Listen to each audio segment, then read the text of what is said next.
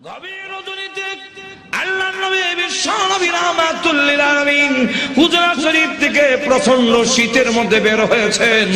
এমনি তাকায়া দেখে একজন বাঁকা হইয়া দাঁড়াইছে, সোজা হইয়া দাঁড়াতে পারে না, কাপড় এইভাবে ধরে রেখেছে। দাঁড়ায় বলেন আসসালাতু ওয়াসসালামু আলাইকা ইয়া রাসূলুল্লাহ। আল্লাহর নবী বলেন, কে রে তুমি এত গভীর রজনীতে আমাকে সালাম দিচ্ছ? আল্লাহর নবী যেই মাত্র জিজ্ঞাসা করলেন, উনি ডাকলেন, হুজুর আপনি কি আমাকে চিনতে পারেন নাই? আমি আব্দুল্লাহ। আল্লাহর নবী বলেন, কোন আব্দুল্লাহ? ওগো নবীজি, কিছুদিন আগে ইসলাম ধর্ম গ্রহণ করেছি, আমার নাম ছিল আব্দুল উজ্জা, আমি আপনার নামটা পরিবর্তন করে আব্দুল্লাহ রেখেছেন, আমি সেই আব্দুল্লাহ। বলেন, আমার আব্দুল্লাহ তো ধনী বাপ চাচা, তার বাপ চাচা ধনী ব্যবসায়ী ছেলে, সকাল বিকাল কাপড় পরিবর্তন করে আসতো। আজকে তো দেখা যায় গায়ে কাপড় নাই, একটা কাপড়ের টুকরা পরিধান করা, সোজা হয়ে দাঁড়াতে পারে না, তার লজ্জাস্থান খালি হয়ে যায়, হাত দিয়ে ধরে রাখছে কোন রকমে কাপড়ের টুকরা। আল্লাহর নবী বলেন, আমার আব্দুল্লাহর এই অবস্থা কেন? শীতের মধ্যে তরতর করে কাঁপতেছে, কিন্তু কোনো কথা বলে না, কোনো ডাক দেয় না। নবী গো, অপেক্ষায় বসে আছি, কোন সময় আপনি বের হবেন? আপনার নুরানি চেহারা যদি এক নজর দেখতে পারি, তাহলে আমার অন্তরে আর কোনো দুঃখ থাকবে না। আল্লাহর নবী বলেন, কি হলো তোমার এই অবস্থা কেন? আব্দুল্লাহ, হুজুর আপনার দরবারে কেন আসা যাওয়া করি? আমার চাচা আমাকে বলেছেন বাড়ি ছেড়ে যেতে হবে, আর না হয় মুহাম্মদের দরবার ছেড়ে যেতে হবে। নবী গো, আমি ঘোষণা দিয়েছি, প্রয়োজন বুঝে আপনার বাড়ি কেন তামাম পৃথিবী ছেড়ে দিতে পারি, কিন্তু একটি মুহূর্তের জন্য বিশ্ব নবীর দরবার আমি ছাড়তে পারবো না। আমাকে বাড়ির থেকে বের করে দিয়েছে, বের হওয়ার সময় বললো কাপড় চোপড় গুলো দিয়ে যাও, এগুলো তো আমাদের। উদ্দেশ্য হইলো আমি উলঙ্গ হয়ে গেলে এটা যাব না, লজ্জায় তখন করে বসে থাকবো, আপনার দরবারে আসবো না।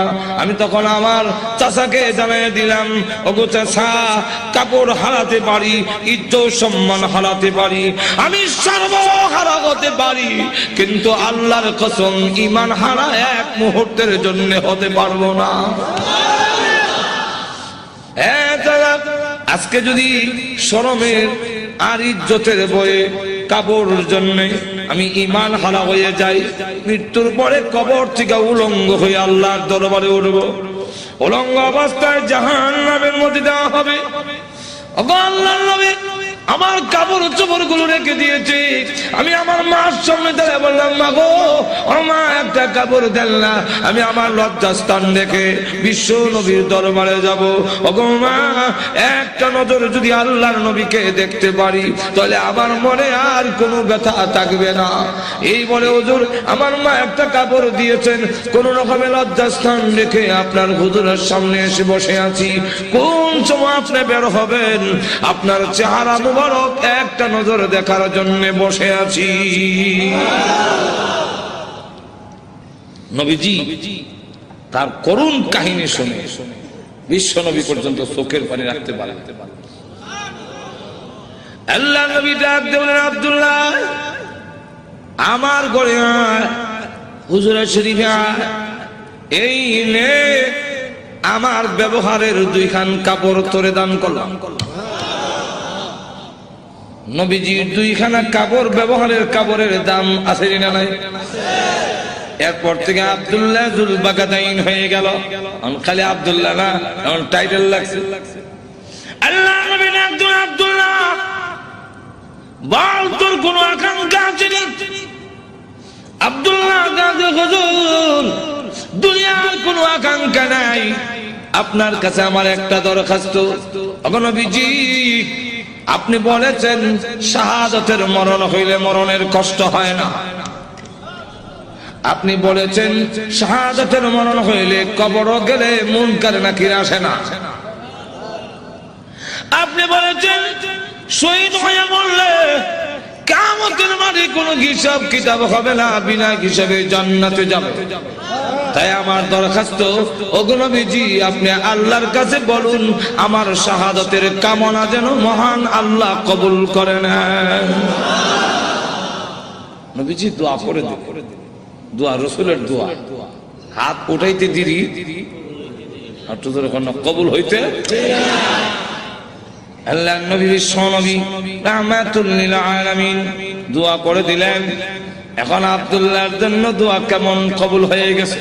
তবুকের যুদ্ধে গেলেন, কিন্তু তবুকের যুদ্ধটা হলো না, ফিরে আসবেন। আব্দুল্লাহ রাস্তার মধ্যে অসুস্থ হয়ে গেলেন, সেখানে তিনি ইন্তেকাল করলেন। আল্লাহ নবী ঘোষণা দিয়েছেন, আল্লাহর রাস্তায় যখন মানুষ বের হয়ে যায়, রাস্তায় মারা গেল শাহাদাতের সওয়াব তাকে দেওয়া হয়। আমার আব্দুল্লাহকে গোসল দাও, কাফন পরাও, আমি নিজে জানাজার নামাজ পড়াবো। নবীজি নিজে জানাজার নামাজ পড়াইয়া লাশ যখন কবরের দিকে নিয়ে যায়, নবীজি পিছনে পিছনে যায়। কবরের পার গেলে পড়ে ডাক দিয়ে বলে, সাহাবীরা রে, কেউ কবরে নামবে না, আমি তার কবরে নামবো।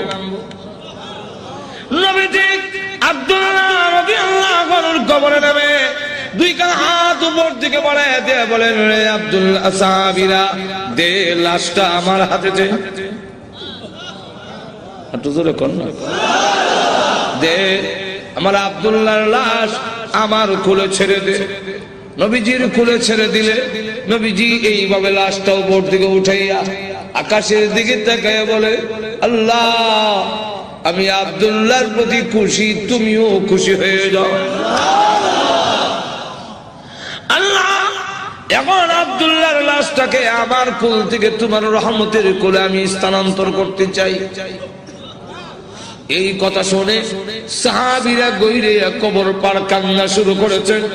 বিশেষ করে সাদ ইবনে আবি ওয়াক্কাস রাদিয়াল্লাহু আনহু ডাক দিয়ে বলে, মাটিতে গইরে কান্না আর বলে, আব্দুল্লাহ রে, এই লাশটা তোর না হইয়া আমার যদি হতো রে, আমার ভাগ্য কত ভালো ছিল রে আব্দুল্লাহ। এই লাশ তোর না হইয়া আমার যদি হতো, যেখানে আল্লাহর নবী বলতেছেন, আল্লাহ আমি খুশি, মেহেরবানি করে তুমিও আমার আব্দুল্লাহর প্রতি খুশি হয়ে যাও। লক্ষ্য করে দেখুন, এইভাবে অনেক ঘটনা সারা রাত বললেও তো শেষ হবে না। এইভাবে বাড়ি ঘর ছেড়ে দিয়েছেন আল্লাহর দ্বীনের জন্য, ইসলামের জন্য, আল্লাহ নবীর জন্য। কিন্তু আবু লাহাবের ছেলে যেমন বাবা তেমন ছেলে উতবা আল্লাহ নবীর সামনে গিয়ে বলে, ওগো মুহাম্মদ, আপনার আল্লাহ টাল্লাহ এগুলো আমরা মানি না। আর তো জোরে কর না। আর নবীজির সামনে দাঁড়ায় বলে, আপনার দুই মেয়েকে তালাক দিলাম। নবীজি তাফসীরে মাযহারিতে লেখে, আল্লাহ নবীর উপরে হামলা করে টান দিয়ে জামা ছেড়ে ফেলেছে। নবীজি চোখের পানি ছেড়ে দিয়ে কাঁদলে, হ্যাঁ প্রভু, আমার জামা ছিঁড়েছে, এই জন্য আমি ব্যথা পাই। আমি কত আঘাত খাইলাম তোমার দ্বীনের জন্য, তোমার জন্য, তোমার দ্বীনের জন্য যদি আমি কষ্ট পাই, আমার তেমন কষ্ট লাগে না। ও প্রভু, আমার মেয়েকে তালাক দিয়েছে, এই জন্য দুঃখ লাগে নাই, দুঃখ লেগেছে। আমার সামনে যদি তোমাকে কেউ অবজ্ঞা করে, তোমাকে অপমান করে, আমি রাসূল কখনো বরদাস্ত করতে পারি না। ভাইরা আমার, বাস্তবিক যাদের ভিতরে ঈমান আছে, ঈমানদার কখনো দুনিয়ার সকল কিছু বরদাস্ত করতে পারে, কিন্তু আল্লাহ নবীকে অপমান করবে এই পৃথিবীর কোন মুমিন কখনো বরদাস্ত। স্বাভাবিক রাহমাতুল লিল আলামিন পৃথিবী থেকে যেদিন বিদায় হয়ে যাবে, আম্মা জানা আয়েশা বলেন, চাদর দিয়ে নবীজিকে আবৃত করে ডেকে রেখেছি। হঠাৎ করে আমি তাকায়া দেখি আল্লাহ নবী চাদরের ভিতরে একটা হাত একবার গোটায়, হাতটা আবার লম্বা করেন, পা এভাবে গোটায়, আবার পা লম্বা করেন। যে আমরা খিচুড়ি যে শুরু হয়, সাকাত আরম্ভ হবার সময় দেখবেন এমন কিছু টানা শুরু হয়। আমরা ঘুমো ধরলেছে না গেছে। আম্মা এসে বলেন আমি আপনি বিশ্ব নবীর শরীর মোবারক থেকে চাদরটা একটু উঠালাম, কেন এমন শুরু করে দিয়েছেন? নিষ্পাপ নবী, আল্লাহর নবী মাসুম, আল্লাহর নবী বিশ্ব নবী যিনি, উনি হলেন আল্লাহর পরে ওনার সম্মান তামাম পৃথিবীর ঊর্ধ্বে কারোর সাথে তুলনা হয় না, এটার মধ্যে কোনো সন্দেহ নাই। কিন্তু লক্ষ্য করে দেখুন আম্মা আয়েশা সিদ্দিকা রাদিয়াল্লাহু আনহা বলেন, পৃথিবীর মানুষেরা রে, আমার ধারণা পাল্টে গেল। আমি যেই মাত্র আল্লাহর নবীর শরীর মোবারক থেকে চাদর সরালাম, এমনি তাকায় দেখি নবীজির মাথা মোবারক থেকে নিয়ে পা মোবারক পর্যন্ত এমন কোন পশম মোবারক নাই যেখান থেকে আল্লাহর নবীর ঘাম বের হয় নাই। আমার ধারণা পাল্টে গেল। নবী যদি এরকম, তাহলে আল্লাহ যে বলছেন কুল্লু নাফসিন যায়কাতুল মাউত, এই আয়াত 100% ঠিক। এত জোরে কম না। হঠাৎ করে নবী যে ডেকে বলেন,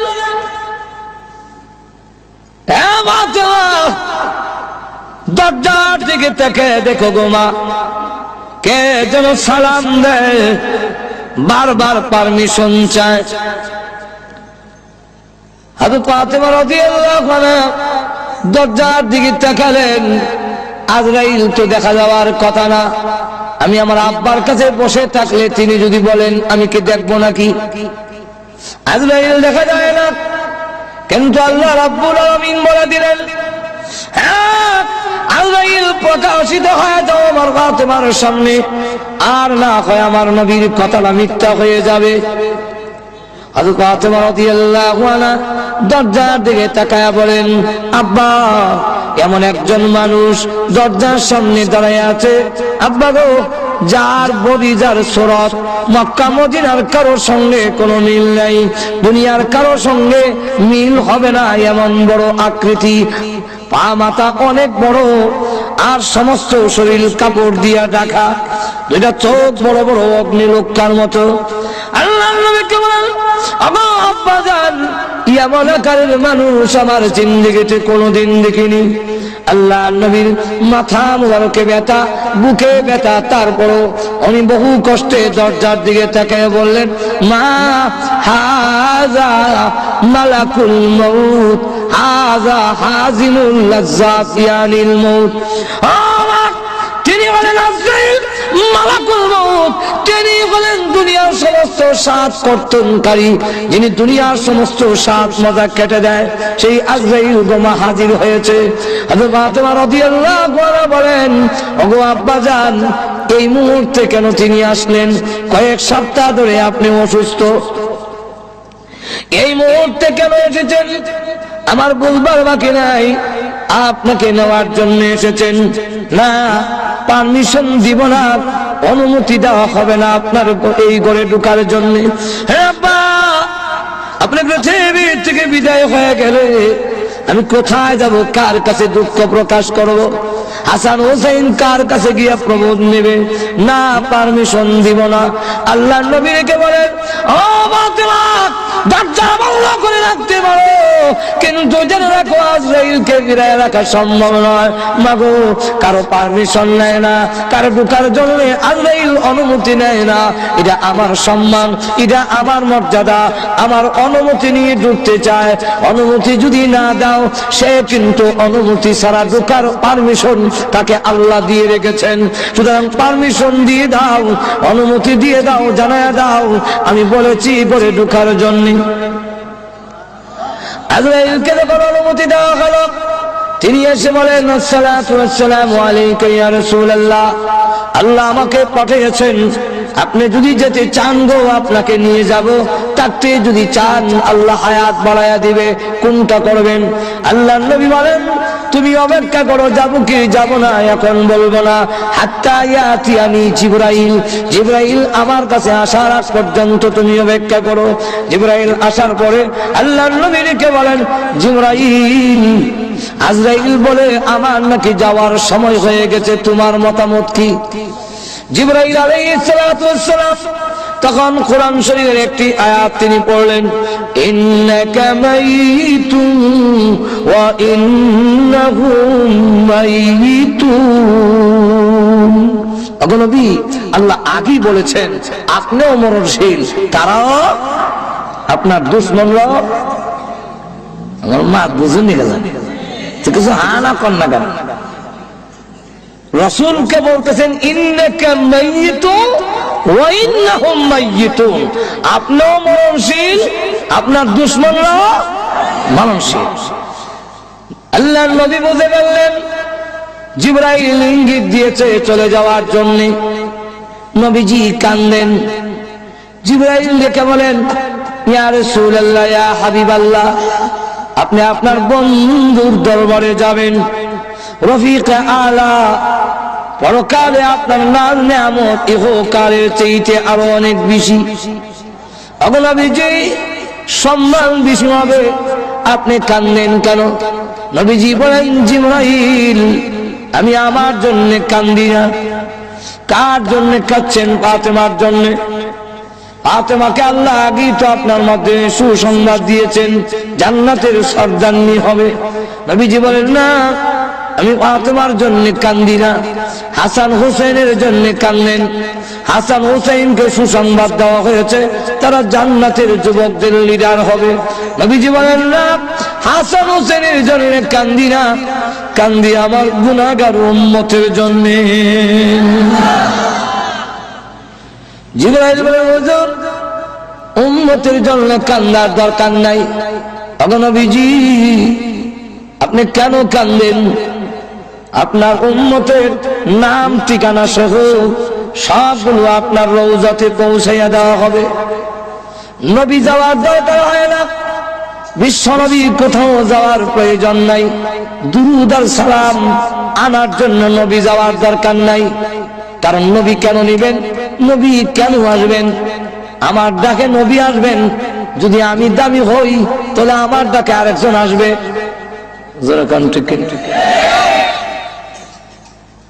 হুজুর যদি ডাক দেখে এদিকে আইব, এখন কি আপনারা করবেন হুজুর এদিকে? যার দাম বেশি ওনারা ডাক দেয়া কখন জানাবেন, আপনি আইয়া নেন।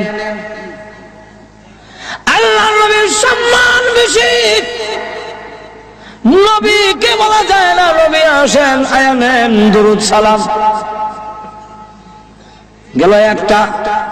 আর একটা হইল আমরা দুরূদ আর সালাম পড়ি, এগুলা কি নবীর লাভ না আমাদের লাভ? লাভটা কার?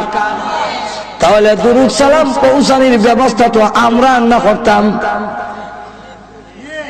লাভ আপনার আর রাসূল নিত। আমার লক্ষ্য করে দেখুন, আল্লাহর নবী বিশ্ব নবী রাহমাতুল লিল আলামিনকে জিবরাইল আলাইহিস সালাতু ওয়াস সালাম বলতেছেন, ইয়া রাসূলুল্লাহ, ইয়া হাবিবাল্লাহ, আল্লাহর নবী গো, কান্নার দরকার নাই, আপনার উম্মতের দুরূদ আর সালাম পৌঁছাইয়া দেওয়া হবে। আমিও আছি, একজন ফেরেশতা আল্লাহ তৈরি করে রেখেছেন। পৃথিবীর যতগুলো মাখলুক আছে, আম্মার ইবনে ইয়াসির থেকে বর্ণিত হাদিস, ওই ফেরেশতার ততটা কান আছে। পৃথিবীর যেই কোনো জায়গায় যেই কোনো লোক যদি দরুদ পড়ে, তার বাবার নাম, দাদার নাম, 14 গোষ্ঠীর নাম সহ ঠিকানা সহ মুহূর্তের মধ্যে আল্লাহর নবীর কাছে পৌঁছাইয়া দেওয়া হয়। নবী নেওয়ার দরকার নাই। আগে নবীজি কান্দেন না, আপনার উম্মতের সংবাদ আপনি পেয়ে যাবেন। এটাও তো আল্লাহ আগে আপনাকে জানাইয়ে দিয়েছেন। নবীজি ডাক দেন, জিবরাইল, উম্মতের সংবাদ পাবো কি পাবো না, এই জন্য কান্দিরা জিবরাইল। সন্তান যদি ইংল্যান্ড থাকে আর ভালো অবস্থানে থাকে, তাহলে সংবাদ না পাইলেও মা বাবার মনটা কিছু হইলেও শান্তি থাকে। ছেলে খোঁজ খবর নেয় না, কিন্তু অন্যের মারফতে জানতে পারে ইংল্যান্ড লন্ডনের মধ্যে তার ছেলে খুব ভালো পজিশনে আছে, সম্মানী আছে, কিছু হইলেও শান্তি পায়। আমার না দেখ, আমার ছেলে তো ভালো আছে। সংবাদ যদি নাও পাই, আমার উম্মত যদি এই পৃথিবীতে ভালো অবস্থানে থাকে, তাহলে আমার তো সংবাদ পাওয়ার দরকার নাই। এটা আমার বিষয় নয়। আমি কেন কান্দি? এতদিন পর্যন্ত আল্লাহ আমাকে আয়াত নাযিল করে জানায় দিয়েছিলেন, মা কানাল্লাহু লিয়ুযিবাহুম ওয়া আনতা ফীহিম। ওগো নবীজি, আপনি যেখানে আছেন এদেরকে আমি আল্লাহ গজব দিব না, আমি আযাব দিয়ে শেষ করব না, যেহেতু আপনি এখানে আছেন। ও জিবরাইল, আমি রাসূল যখন পৃথিবী থেকে বিদায় হয়ে যাব, তখন আমার উম্মতের জিম্মাদার কে হবে? তামাম পৃথিবীর উম্মতে মুহাম্মদী যদি একসাথে আল্লাহ গজব দিয়ে শেষ করে ফেলে, আমার উম্মতের দায়িত্ব কে নেবে? কে এই দায়িত্ব গ্রহণ করবে? এমনি আল্লাহ ডাক দিয়ে বলেন, ওরে জিবরাইল, আমার বন্ধুকে বলো চোখের পানি মুছে ফেলার জন্য। আর কাঁদতে হবে না, আর কাঁদতে হবে না। এখন থেকে আনা কাবিলুম মিনহুম, আমি স্বয়ং আল্লাহ তার উম্মতের জিম্মাদার হয়ে গেলাম।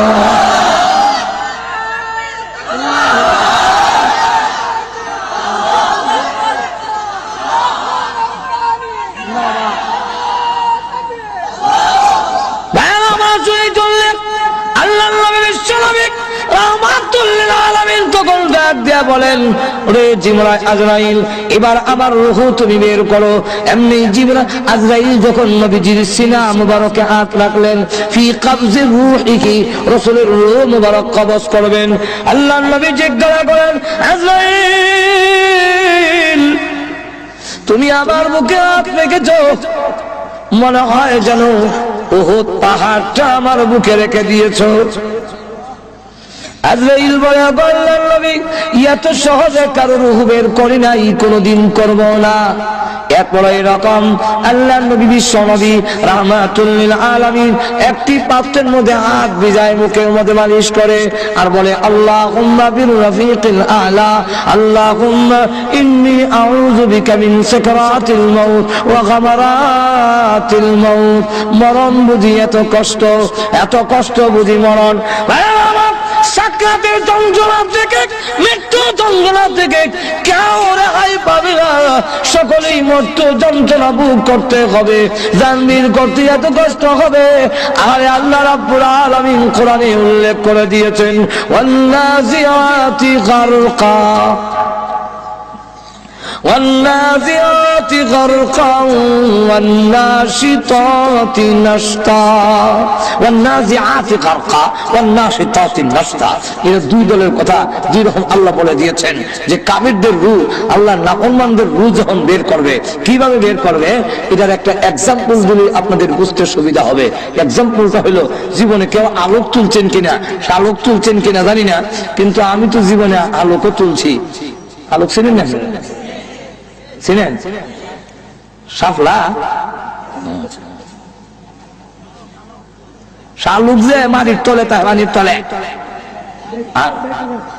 আর হাতা থাকে হাতা, আর আলোকটা নিচে, বলতে মাটির নিচে, পানির নিচে না, খালি পানি না, মাটির নিচে।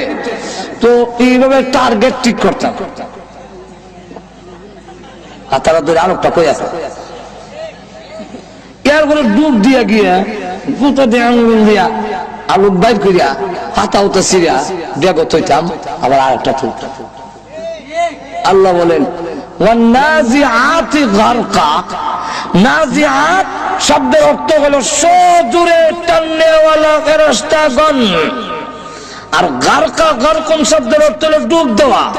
সজোরে ডুব দিয়া ভিতরে ঢুকিয়া, হেগুলো ধর, পাশে ধরছে, ভিতরে গিয়ে ঢুকে একদম ফেরেশতা ভিতরে ঢুকিয়া গিয়া রুডা আলু খেলাবেন, টান্না ছিঁড়ে আইনা পায়ের সাথে আর হাতের সাথে যত তার আসিল, যত রোগ আসিল, যত লাইন আসিল, সব বিচ্ছিন্ন করে দিয়া রোগ যখন বের করে নেওয়া হবে, তখন সমস্ত যোগাযোগ বিচ্ছিন্ন হয়ে যাবে। হাত আর নড়বে না, পা আর নড়বে না, জবান আর নড়বে না, সকাল হাতি নড়বে না। এখন দেখা যায় আর নাক গান নিতে পারে না, মাথায় বুঝে না, সকল যোগাযোগ বিচ্ছিন্ন করে দেওয়া হবে। যেদিন ওই টান দেওয়া হবে, তখন বুঝবা মৃত্যু যন্ত্রণা কারে কয়। যেরকম ঠিক কিনা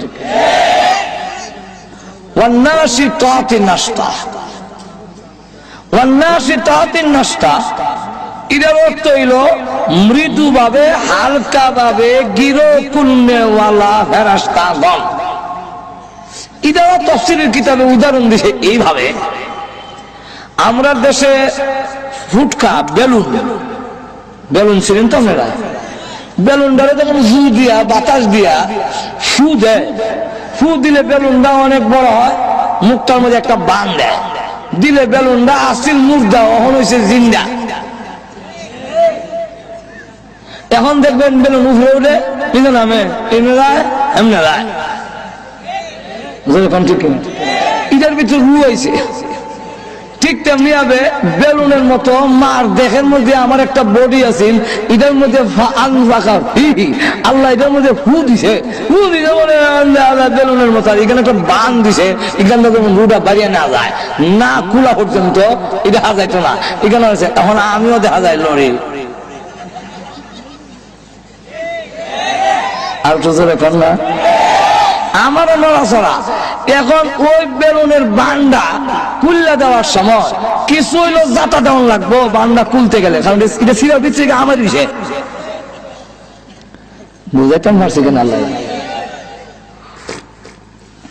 বান্ডা কি খুলতে গেলে কিছু কষ্ট দেওয়ান লাগতো না, ফুটকাটারে কিছু জাতা দেওয়ান লাগতো, বাতাস কিছু কমাইতো, কমাইয়া জায়গাটারে ঠিক কিনা কিছু জাতা দাম লাগে, কিছু জাতা দাম লাগে, দিয়া জায়গাটা খালি করার লাগে অস্কর্ত বিরোধে বিচ্ছা মরিছে। এই বিরোধ খুললা দিলে দেখবেন ফুট করে বাতাসটা গেছে কি আর বেলুনটা আবার মুর্দ হয়ে ভরে রয়েছে, যেরকম ঠিক না ঠিক না। ঠিক তেমনি ভাবে ইমানদার আল্লাহওয়ালা তারা আল্লাহর রাসূল বলেন মরণ কষ্ট হবে, কিন্তু কষ্টটা কষ্ট থাকবে না, আনন্দে পরিবর্তন হয়ে যাবে। কইতাম নি উদাহরণ দিয়া আর তো যারা কান্না আনন্দে আবার কেমনে এটা বুঝাইতে গিয়া এক আল্লাহওয়ালা, উনার নাম হাকিম আখতার সাহেব দামাত বরকাতুহুম, উনি উনার কিতাবের মধ্যে এই জিনিসটা বুঝাইতে গিয়া একটা ঘটনা আনছেন।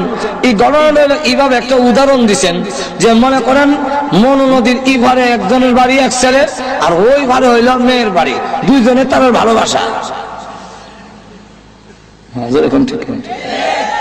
এই ভালোবাসা এমন পর্যায়ে গেছে মারাত্মক। এখন বাপ ভাইয়ে গরম অর্ডার খালি নদী দেওয়া দিবে, ঠ্যাং ভাঙ্গিলেন, এখন আর যেতে পারে না। রাত যখন 2টা বাজে, ওই দিন মাঘ মাসের কিছু দিন খারাপ, ফুটা ফুটা বৃষ্টি হলে খনখনে বাতাস, সব ওই দরজা লাগাইছে, কেউ শীতের সুদে দরজা খুলে না। এখন আজকে আব্বু বাড়িত না ভাই সাহেব বাড়িত, আজকে দেওয়ার টাইম, তাও ঘরের দরজা খুলছে না। যখন ধাক্কা দিলে খোলা দিলে যাই বলে জানালাটা খুললে বেরিয়েছে, আর মশারিটা টাঙ্গা এটার ভিতরে লেফটারে মানুষের মতো তৈছে, পাখেরা দেখলে যেমন বুঝে কাটা আছে দিয়া। এখন মনুর ভাড়ে গেছে রাত 2টার সময়, গিয়া দেখে কোনো নৌকা কিচ্ছু নাই, মাঝি নাই, মাঝি কি মাথা খারাপ, কত রাত থাকতো, ফুটার ফুটে বৃষ্টি করে কনকনে বাতাস, হ্যাঁ এখানে গেছে, শীতে কাঁপতাছে, কষ্ট কিন্তু বডির মধ্যে হইতাছে। এরপর কাপড় চোপড় খুললে লাইছে, মানে শার্ট পাঞ্জাবি দুইটা হোক খুললে হাতও লইছে আর নিচের কাপড়টা রয়েছে। এখন নদী হারা দেয়া দেখে বরফের মতো ঠান্ডা, আর উড়ে উড়ে বৃষ্টি করে রাত 2টা কুমুরি দড়িলা ইটা বই উড়ে বলতো শেষ। আর পানি যখন লাগছে শরীর, সমস্ত শরীরের মধ্যে কম্পন সিঁড়ি হইয়া দাঁতে দাঁতে বাড়ি লাগতেছে, ইটা করতেছে। কিন্তু এরপরে যত আগায়, যত হাত অগ্রসর হয়, বৃত্তে কিন্তু খুশি, দাঁতে বাড়ি লাগে আর রইলটা করতেছে, কিন্তু বৃত্তে বৃত্তে আনন্দ। তার প্রেমিকারে গিয়া যে দেখিলেই এই কারণে তার এই নদীর পথের সমস্ত কষ্ট তার যেমন আনন্দের হয়ে যায়, মুমিনের অন্তরে আল্লাহর মহব্বত সবচেয়ে বেশি। মৃত্যুর সাগরে যখন পাড়ি দেয়, যত যন্ত্রণা আছে, আল্লাহ পাওয়ার আশা, জান্নাত পাওয়ার আশা, সমস্ত দুঃখ যন্ত্রণা তার জন্য আরামের হয়ে যায়।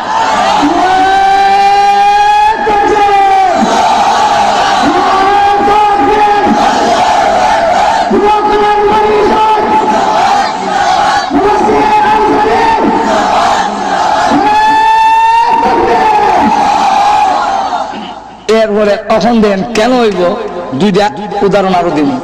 একটা বিষয় কোন জানা যে সময় আবার বলে মৃত্যু যন্ত্রণা এবং পরকালের অবস্থা, সুবহানাল্লাহ, 2-4 দিন সময় দিলেন না কোন ঠিক কিনা? এখন কেন আনন্দের হয়ে যাবে? আর একটা একদম এক ছেলে যুবক মাটি কাটতেছে, তাকায় দেখি যতই টুকরি বইরা দেয় আরো বইরা দেয়, আর ভালো হবে না, আর একটা উড়া বলতে পারে না। আর বড় খুশি গাম বাইয়া হচ্ছে, কিন্তু শরীর বড় উঠতে দেওয়া যায়। আর খালি বেলা তাড়াতাড়ি অত বারবার এত মারতাম না, 60 হয়ে যাচ্ছে, তো 60 হয়ে যায়, 60 হয়ে যায়, এই কথা বারবার হয়। এখানে 60টা কি বিপদ ঘটলো? তো আমি খালি বইয়া বইয়া কল্পনা করি যে কিতা বিষয়। আবার যখন কাছে আছে দেখি লঙ্গির এখানে খুব উঁচা দেয়া, টান দিছে, দেখি রে তোর কোমর দিতে, এমনি দেখি খাবারটা করে গেছি। কাগজটা লইয়া দিঘিটার মধ্যে লেখা তার প্রেমিকার সিডি লেখছে, আমার সালাম নিও, আর 4টার সময় অমুক বাগানে তুমি আসো, আমার সাথে আর তোমার দেখা হবে। ওই প্রেমিকার সালাম ভাইয়া আর জান বাগানে গিয়ে দেখা হইব। এই কারণে চার মাটি কাটার কষ্ট দুঃখ কোনো কষ্টই লাগে না, আনন্দের ঢেউ বইতেছে, কতখানে 60টা হইতো যাইতো। ঠিক তেমনি হবে মুমিনের কানের কাছে আল্লাহ ফেরেশতা পাঠাইয়া দিয়া কয়, আমার বান্দারে গিয়ে বান্দা বান্দিরে গিয়া কয়ো আমি আল্লাহর সালাম নিত। সালামু কওলাম মির রাব্বির রহিম,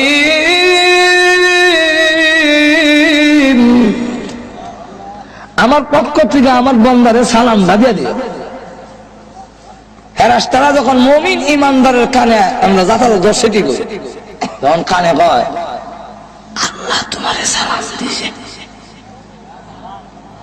কে সালাম দিছেন? আরো জোরে কন, আল্লাহ সালাম। জান্নাত তুল্লা ধরে রাখো, ওই যে বাগান দেখো নি বুঝলে, এখানে তোমার আল্লাহর সাথে তোমার প্রেমিকার সাথে দেখা হইবে, যাইতা আর তো জোরে কন না।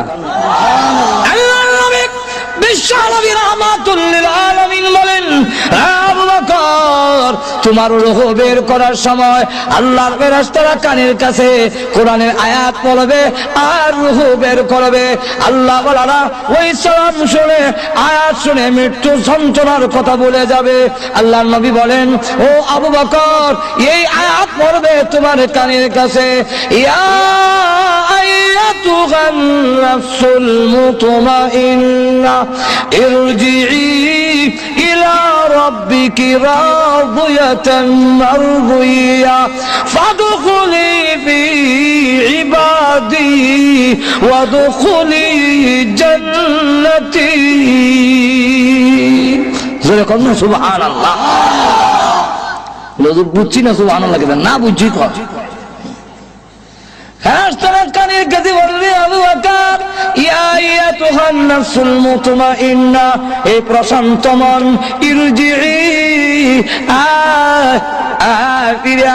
ইরজিই ফিরে আসো।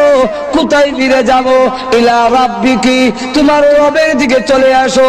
কোন অবস্থায়? রাদিয়াতান মারদিয়া, তুমি আল্লাহর প্রতি রাজি, আল্লাহ তোমার প্রতি রাজি। আয়ো ফিরে আসো, ফাদখুলি ইবাদি ওয়াদখুলি জান্নাতি। আল্লাহর প্রিয় বান্দাদের অন্তর্ভুক্ত হও আর আল্লাহর তৈরি জান্নাতের ভিতরে ঢুকে যাও। যন্ত্রণা যন্ত্রণা থাকতো না, যন্ত্রণা হইব। আগে এমনি দইরা ফুরা গালতো, দু চার দর দর মনে ফুরা দুই চারজন, আর এখন অপারেশন করে ইনজেকশন দিয়ে অবশ করি না। যন্ত্রণা হয় না যেটা না ও হে কোথায় না ঘুমাই গেছেন আমার কথা বুঝতেছেন নি? যন্ত্রণা হইতেছে না এটা না হইতেছে, কিন্তু না ঠিক কিনা ভাইরা আমার, জান্নাতের দিকে দেখাই ওই জান্নাত দেখানো মিলে। হ্যাঁ এখানে তুমি আল্লাহর সাথে দেখা হবো। আল্লাহ আল্লাহ আর তো এখন না সুবহানাল্লাহ। আল্লাহ আরো উদাহরণ দেই, দিতাম নি ওখানে না আমরা হাসপাতাল নিয়ে খতনা করাইলেন, আমরা ছোট সময় তো খতনা করাই তো আজম আইয়া যেমন খালি দেখছি আজম এক দৌড় দিয়ে বাড়ি সাইডা আর এক বাড়ির গরুর গোয়াইলের ভিতরে গিয়ে লুকাইছি। বইটা অনেক বড় ভাই কোন সময় বিদায় করে দিয়েছি বেটারে বেটা আমি তোর বড় ভাই না জল চোখে বয়াইছে। আর আজম জোর করে না যখন বয়াই দিছে, বয়াই দিয়ে দুই ঠ্যাং দুই দিকে আর কল্লা মুখ দিকে বুড়াইয়া আমি ধরছে কি ধরার মতো ওরকম ঠিক কিনা। এই যে ধরার মতো ধরছে, এমন সময় দেখা যায় আল্লাহ ধরার মতো ধরছে আর খালি বেড়া আত্মার যন্ত্র বাইল করতেছে, এটা কাপড়ের মধ্যে কি তো জানে পাউডার লাগাইতেছে, ব্যান্ডিস বন্ডিস আর যন্ত্রপাতি দেখা। এখনো বললাম আমার গায়ে সইছে না ধরছে না, কিন্তু দেখবেন চিল্লায় মরে যাই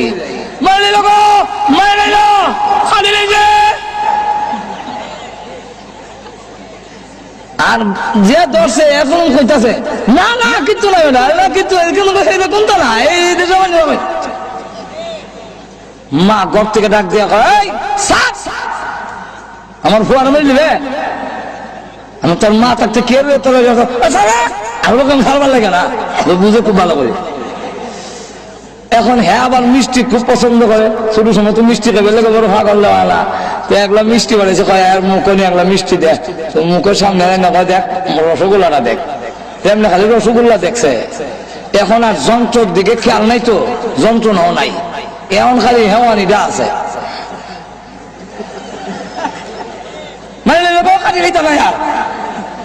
এখন খালি যন্ত্রণা নাই, খালি হেওয়ানি। এই অবস্থায় রসগোল্লা দিছে মুখে, মুখে দেওয়ার পরে যেই মাত্র এখানো করছে দাঁত করতো রসগোল্লা সারা জিব্বা যখন সরে গেছে কি চোখ টিপ দিয়া চিন্তা করো না, ঘাবড়াও না, ওই জান্নাত দেখা দেখো, জান্নাতের দিকে দেখাইয়া রসগোল্লা শরবতের গ্লাস মুখের সামনে দেখায় তবে খাওয়াইতাম। এই অবস্থা দেখে আজরাইল কোন সময় তার রূহ বের করেছে একটুকু খবর থাকবে না, যদি সত্যিকারের মুমিন হওয়া যায়। আর না এমন চাপ দিয়ে ধরবে, হাড্ডিগুলো যখন ভেঙে চুরমার হয়ে যাবে, চিৎকার হয়ে থাকবে তোমরা খেলা করো, আমাকে একটু সাহায্য করো। কিন্তু না, কেউ সাহায্য করবে না। একটা জিতা বকরি ছাগলের চামড়া টেনে চুললে যদ্দুর কষ্ট হবে, এক চাইতে বেশি কষ্ট অনুভব হবে যখন প্রাণ পাখি বের হয়ে যায়। এমন হয় অবস্থা, শরীরে একটা মাছি বসলেও সে ব্যথা পায়, বরদাস্ত করা যায় না। এমন কোন অঙ্গ নাই যা ভালো রয়েছে, সবগুলো ভেঙে চুরমার করে বেড়ে দিয়েছে, সবগুলো ভেঙে একবারে শেষ করে দিয়েছে। এইভাবে রূহ বের করে যখন নিয়ে যাবে আল্লাহ রাব্বুল আলামিনের দরবারে, আর দেখো রে গোসল গোসল দে, আস্তে দাও, বড় দুঃখ আস্তে দাও। ও ওই অবস্থা নেককার যদি দেখে বলে তোমরা কারা গো, দাও আমাকে তাড়াতাড়ি কবরে দাও, কবরে নিয়ে যাও, কবর আমার জন্য বড় আরামের ঘর, তাড়াতাড়ি নিয়ে যাও। আর যদি গুনাহগার হয় দেখে বলে আমার নিও না, বিদায় দিও না, এই দেহটাকে কবর নিয়ে শুয়ে দিলে আযাবের কোনো সীমা থাকবে না। কবরে যখন নিয়ে যাক, কবরের আযাব থেকে কেউ রেহাই পাবে না। আল্লাহর নবী বিশ্ব নবী রাহমাতুল লিল আলামিন বলেন, কবরের আযাব থেকে যদি রেহাই পেত আমার সাদ ইবনে আবি ওয়াক, আমার সাদ ইবনে মুআয রাদিয়াল্লাহু আনহু রেহাই পেত। হযরত খাদিজাতুল কুবরা রাদিয়াল্লাহু আনহা কান্দে, আম্মা জান আয়েশা খাদিজাতুল কুবরা চোখের পানি ছেড়ে দিয়ে ইন্তেকালের সময় কান্দে। আল্লাহর নবী জিজ্ঞাসা করেন, ও খাদিজা কেন কাঁদো? কান্দি কারণে আমি পৃথিবীর থেকে বিদায় হয়ে যাবো গো নবীজি, কিন্তু ভয় লাগে, কবরের কোনো সামান নাই, কোনো প্রস্তুতি নাই, কি নিয়ে কবরে যাব গো নবীজি, ভয় লাগে। আল্লাহর নবীকে আরো বলেন আরেকটার জন্য কান্দি, একটা হলো আমি পৃথিবীর থেকে বিদায় হইয়া কবর কি লইয়া যাব, কবরের কোনো সামান আমি খাদিজাতুল কুবরা নাই, এই জন্য কারণে। আর একটা কারণ হলো মক্কার বেঈমান কাফেররা আপনার প্রতি নির্যাতন করে, আপনাকে কষ্ট দেয়। আমি খাদিজা আপনার পাশে ছিলাম, আমি বিদায় হয়ে গেলে আপনার সহযোগিতা কে করবে? নবীজি দুঃখের পাশে ছিলেন খাদিজাতুল কুবরা, আমি বিদায় হয়ে গেলে তখন আপনার সহযোগিতা কে করবে?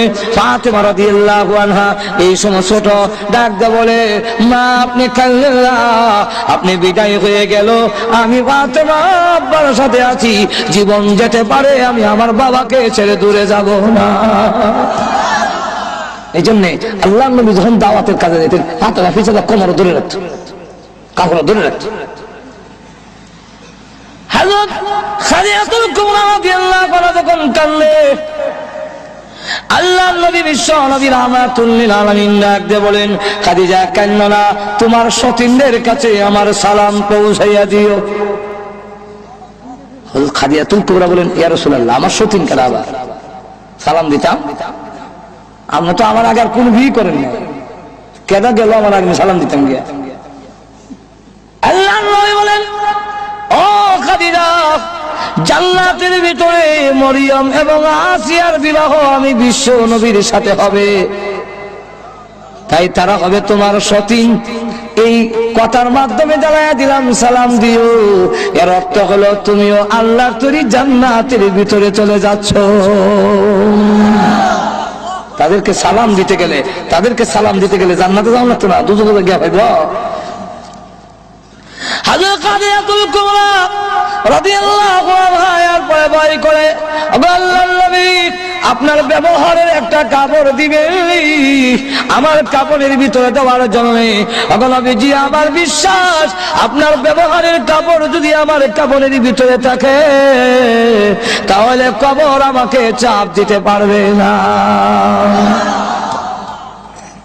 হযরত খাদিজাতুল কুবরা রাদিয়াল্লাহু আনহার মতো মহিলা যাকে আল্লাহ সালাম দিয়েছেন, কে সালাম দিয়েছেন? আর আমরা দেশের মহিলারে না হয় প্রধানমন্ত্রী সালাম দিল, কি তৈলতে অহন সালাম পাইবা 5 বছর পরে ভিডিও হইবা মাজুর এখন ঠিক। এটা বাংলাদেশের পৃথিবীর ইতিহাস, ন্যায় সম্মানে বিদা দেওয়া সম্মান করিয়া বিশ্বের বড় প্রেসিডেন্ট বুশ পর্যন্ত 8 বছর রইল ক্ষমতা, আর শেষ বেলা দেখা যায় জুতার ভিডা দিয়ে বিদায় করে দিছে। যাও যাও যেরকম ঠিক কিনা? খাদিজাতুল কুবরা মা বোন আছে আজকের মাহফিলের পিছনে, এই জন্য মা বোনকে বলবো যে খাদিজাতুল কুবরা রাদিয়াল্লাহু আনহা আল্লাহর নবী মনে হয় আমরা হুজুর আইতাছে, কারণ টাইম হুজুর আনেন, হুজুর আনে ভাইরা আমার, মানে কারণ প্রত্যেকের তো একটা টাইম আছে, যেরকম ঠিক না 12টার ভিতরে দোয়া হইব, তো আমরা উনিও আছেন এসে দোয়া করবে। আবার 12টা বাজে গেলে অনেকের বাসা বাড়ি তো এটা তো গ্রামগঞ্জ না, বাসা বাড়ি শেষে গেটে আর খোলা হয়তো না, সারা রাত 12 টাউন লাগবে খারাপ। ভাইরা আমার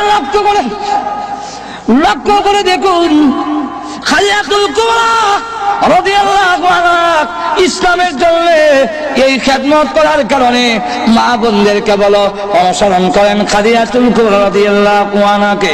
খাদিজাতুল কুবরা রাদিয়াল্লাহু আনহা আল্লাহর নবী যেইভাবে সহযোগিতা করেছেন, একেবারে প্রাথমিক অবস্থায় সকলের আগে ঈমান আনলেন। আল্লাহর নবী বলেন, খাদিজা বলো লা ইলাহা ইল্লাল্লাহ মুহাম্মাদুর রাসূলুল্লাহ।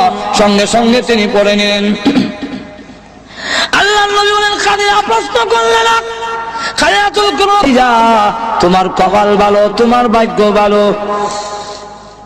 এটা আকাশের পূর্ণিমার চন্দ্র, তাওরাত কিতাব যদি সত্য হয়ে থাকে, এর ব্যাখ্যা হলো আমিনার পূর্ণিমার চন্দ্র সর্বপ্রথম নবী হইয়া তোমার কোলে উদয় হবে। এটা হলো ব্যাখ্যা। নবীজি দিনের কাজে বাইরে থাকলে ধন সম্পদ উজাড় করছেন, ধন সম্পদ বিরাট বড় শিল্পপতি আছে, সব দিলাইছে ইসলামের লেগে। এরপরে আবার আল্লাহু আকবার, রাত্রে আয়েশা ডাক দেয়, খাদিজা লাব্বাইক ইয়া রাসূলুল্লাহ। প্রথম ডাকি জবাব দাও, ঘুমাও নাই? আপনি ঘুমাইলে আল্লাহ কাছে আমি কি জবাব দিব? আমি ঘুমাইলে আপনার দরজা যখন ডাকবেন, খাদিজা খাদিজা খাদিজা, আমি ঘুমুছিতে হলে ঘুমাই দিলাম, আপনি ডাক শুনলাম না। আল্লাহ কিয়ামতের মাঠে বলবে, ও খাদিজা, আমার নবী তোমার দরজায় ডাকে আর তুমি নাক ডাকে ঘুমাও। আপনি তো রেখেন না। যদি ওই বাধা অনুসরণ করেন, আপনার স্বামীকে যদি বলে আসার পরে দরজা ডাক দেওয়ার পরে বিরক্ত না হইয়া যদি খুলে দেন, সালাম বিনিময় যদি হয়, স্বামীর ঘরের হাতের মধ্যে যা আছে নিয়ে যায়, একটু গরম হলে বাতাস দেয় পাখা দিয়া, কারেন্ট তো বাংলাদেশেও থাকই না, একটু বাতাস দিলেন, অন্য বাতাস দেয়। এমনি আল্লাহর পক্ষ থেকে ঘোষণা দেওয়া হয়, ফেরেশতারা রে, এই পুরুষটা নেক আমল করে জাহাদে গিয়া, জুম্মার নামাজে গিয়া, ওয়াজ তাফসীরে গিয়া, রুজি রোজগার করিয়া যা সওয়াব পাইছে, এই সম পরিমাণ সওয়াব মহিলার আমল নামায় লিখে দাও। হযরত খাদিজাতুল কুবরা রাদিয়াল্লাহু আনহা দেখেন এইভাবে করার কারণে উনাক প্লেট দিয়ে খাওয়ানো যাইতেছে নবীজির দরবারে। এমন সময় জিবরাইল রাসূলের কাছে বসা, জিবরাইল কয়, ইয়া রাসূলুল্লাহ, এই মুহূর্তে মহান আল্লাহ আপনার খাদিজাকে সালাম দিয়েছেন। আর তো জোরে কোন খাদিজাকে সালাম দিয়েছেন। শুধু সালাম না, আল্লাহ বলেছেন খাদিজার জন্য আল্লাহর তরি জান্নাত ওয়াজিব হয়ে গেছে। সুতরাং মা বোনরা যদি খাদিজাতুল কুবরাকে অনুসরণ করেন, তাহলে জীবনে দুনিয়া তো দামি হবে, পরকালও দামি। যেরকম ঠিক না? আর যদি তসলিমা নাসরিন দিয়ে আর উরুস মুরুস জামানের লেগে চিন্তা ধারা করে, যেরকম ঠিক একটা তো আছে আমাদের দেশের হাউজি বাম্পার এক্সিবিশন মেলা, আর আরেকটা হলো উরুসের নাম দিয়া আরেক বড় ভণ্ডামির মেলা। এটা তো গিয়া দেখা যায় বেদা বেদি, জডা জডি, যুবক যুবতী, লাল ডকি, গুতা গুতি, বাড়াবাড়ি, গাঞ্জার দুয়ায় কিয়ামতের অন্ধকার। আপনি জোরে কন না। ওইগুলোর থেকে এইগুলোর না গিয়ে 5 ওয়াক্তের নামাজ পড়েন। আল্লাহ রাসূল বলেছেন, ইদা সাল্লাত খামসাহা, 5 ওয়াক্তের নামাজ আদায় করেন, সামাত শাহরাহা, রমজান মাসের রোজা রাখেন, আসরাত ফারজাহা, পর্দা করেন, ওয়া আতাত বালাহা, স্বামীর কথা মেনে চলেন, ফাল তাদখুল মিন আই আবওয়াবিল জান্নাতি শাআত, আপনি যে কোনো দরজা দিয়ে ইচ্ছে 8টা বেহেশতের প্রত্যেকটা দরজা খোলা থাকবে, যে কোনো দরজা দিয়ে ইচ্ছে আল্লাহ তরি জান্নাতের ভিতরে প্রবেশ করতে পারবেন। আর আপনারা খালি এটা মহিলারা কইলাম, হেরা করবো খালি বেড়াইতে রেখায়। আমরা দেশে বেড়াইনো বাড়া না। আর তো জোরে কম না। সারা জীবন সাহেব বউরে গোলাম বান্দিনী লাগান, দাসী বান্দির লাগান রাখতো। আমাদের করা আমি জামাই এই সিস্টেম ইসলাম মানে না। আর তো জোরে কম না। এই সিস্টেম ইসলামের মানে না। একজন বান্দি হয়ে গেলে থাকবে, আপনি নবাব নাসরুল্লাহ থাকবে, ইরার নাম যদি সালাম হয়, তাহলে তো আমরাও কিছু কদম বসি করণ দরকার। বউ করবো মনে করেন 29 দিন, আপনি একদিনে তো বউর বাবা ধরে কইতেন বিলাও তোমার অর্ডার ধরে যেরকম ঠিক কিনা। ফির সাহেবের যদি হাওয়া ধরায় মুরিদদের 29 দিন, ফির সাহেব তো মুরিদের একদিনের না ধরতো। কই হয়েছেন এগুলা? মাজুর এখন ঠিক কিনা? কই হয়েছেন এগুলা? আল্লাহ নবীর কদম ধরে সালাম করেছেন, কেউ কদম ধরে করেছেন, এর ইতিহাস নাই। ওই মুসলিম শরীফের কেউ হাওয়া ধরে দিয়েছিল, মুয়া মেরে দিয়েছিল, কদম বুসি। এটার নাম কদম, এটার নাম কদম বুসি, আর আমরা এটার নাম আত বুসি। আত বুসি, আত বুসি দাম সুমনা বুসব, সুমা দেওয়া, কদম হাও সুমা দেওয়া অঞ্জলাই দি, এটা দিয়ে আত বুসি। মাজুর এখন ঠিক কিনা? সুমা দে আতে নাম হলো কদম বুসি, যেরকম ঠিক কিনা? একজন গোলাপ আর একজন মনে দেখা যায় বাদশা, এরকম এই সিস্টেম এটা আল্লাহ গ্রহণ করেন না, আল্লাহ পছন্দ করে না, ইসলাম পছন্দ করে না, বিশ্বনবী পছন্দ করে না, সাহাবায়ে কেরামের আদর্শের মধ্যে নাই। বরং ইসলামের একটাই সালাম, সেটা হবে আসসালামু আলাইকুম। আর তো জোরে কর না। আপনিও কি এক বেগম সাহেবকে সালাম দিবেন? সালাম জীবনও দেয় না, খালি কদম বুঝি করো। আবার মামা শ্বশুর আইলে মামা শ্বশুর করে গো, মামা শ্বশুর দেয় সাত দূরে বোন মারিত কাবলায়, মামা শ্বশুর এখান থেকে আবার লাগতো না গো, লাগতো না বাচ্চাটা হোক সালাম হলে লাগতো না কেনা, আমরা অন্য খেলা। মাজুর এখন ঠিক কিনা? যেরকম ঠিক কিনা? না, করে ঢুকে সালাম দেন। আল্লাহ নবী দেখাইয়া দিয়েছেন স্ত্রীর কি পাওনা। আম্মা জান আয়েশা বলেন, আমার জিন্দেগিতে কোনদিন আগে আল্লাহ নবীকে সালাম দিতে পারি নাই। গরু ভিক্ষা গিয়া কইছে, আমরা দেশের বেড়াইতে অভ্যাস খারাপ। গরু ভিক্ষা খাওয়া ভাত হইছে নি? ভাত হইছে, ডাল হইছে না। কোন জামার বেদ গেছলে? এটা আমাদের ব্রাহ্মণবাড়িয়ার ওদিকে বাসা আছে, কোন লাঙ্গের বাদ গেছলে? এই বউ মানতে করেন না তারে। আরেকদিন আপনি রাত গিয়া ডাকলে 10 বার ডাকলো, দরজা বলে না, খালি কয়, এই আস্তে গাইছি, আস্তে বুঝি কয়। 1-10 মিনিট খারাপ রাখিয়া অত রাত কোন বউর বাইত আসলা? ওই আপনি যে কইলেন লাঙ্গের বাড়ি, তখন কোন বউর বাইত? এই যেরকম ঠিক কিনা? না, আল্লাহ নবী বিশ্বনবী রাহমাতুল লিল আলামিন করে ঢুকেছেন। আয়েশা খাবার হয়েছে না গো নবীজি? খাবার এখনো তৈরি হয়নি। নবীজি বলতেন, অসুবিধা নাই, তুমি টমেটো কাটো, আমি তোমারে আলু কাটতে দেই, তুমি প্লেটটা পরিষ্কার করো, জগদা পানি আইনা দেই। আল্লাহ নবী